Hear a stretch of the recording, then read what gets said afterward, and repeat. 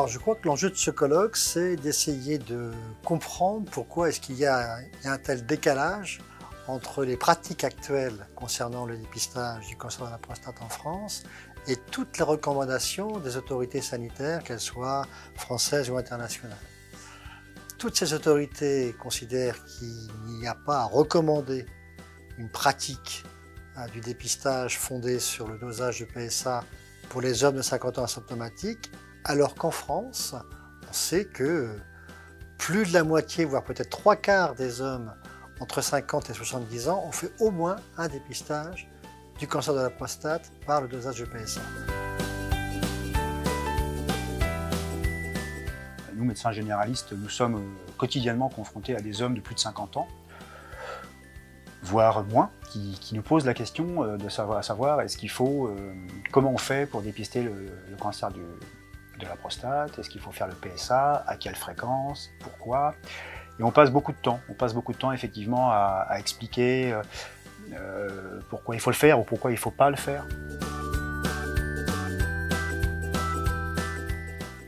Cela signifie que la plupart des cancers qui sont diagnostiqués présentent des caractéristiques indolentes et que ce ne sont qu'une minorité d'entre ces cancers qui vont être dangereux car potentiellement mortels si on ne les traite pas.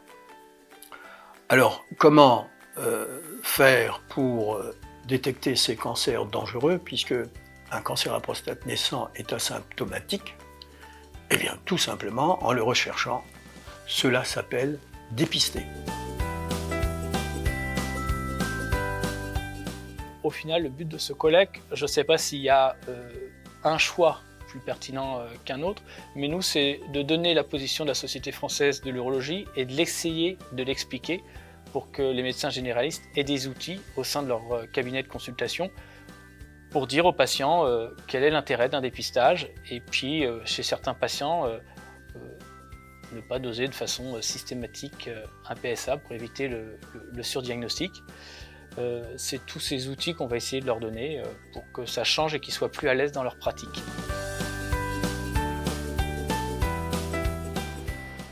L'objectif, effectivement, c'est de repartir avec une idée plus claire de ce que l'on doit faire dans le cadre de son exercice de soins. L'objectif, c'est d'avoir pu échanger et d'avoir pu faire part de nos réticences individuelles qui, mises les unes à la suite des autres, peuvent donner un véritable consensus sur la bonne pratique. Ça, c'est très important. Face à des patients qui parfois sont très anxieux et sont très demandeurs d'explications, je crois qu'il faut que nous ayons les idées claires sur le discours que nous devrions tenir à nos patients. Et l'idéal, bien évidemment, serait que ce discours soit relativement harmonisé au sein de la profession.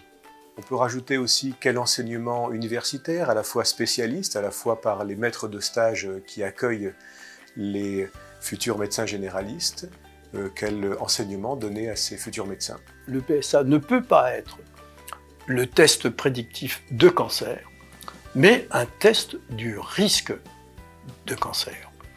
Or, depuis peu, nous avons désormais l'outil qui permet de préciser à la fois la présence du cancer de la prostate et même son agressivité.